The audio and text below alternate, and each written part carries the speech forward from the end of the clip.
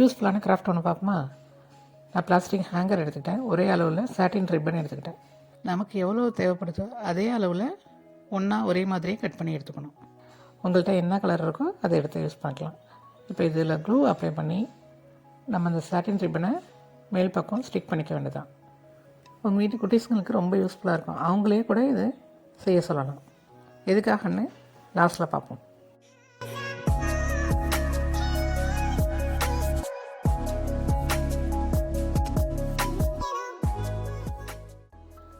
Ribbon அடிப்பக்கமாக 1 inch கேப்பை விட்டு நம்ம க்ளூ அப்ளை பண்ணிக்கலாம்.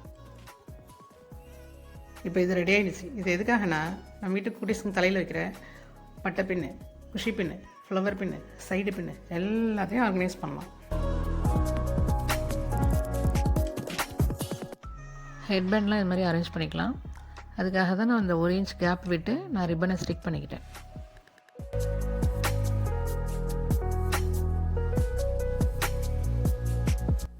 என்ன தான் பாக்ஸில் வச்சு நம்ம ஆர்கனைஸ் பண்ணோம், இந்த ஸ்கூல் போகிற டைமில், ஃபங்க்ஷன் போகிற டைமில் எது எங்கே இருக்குன்னே தெரியாமல் ஒரே டென்ஷன் ஆகும்.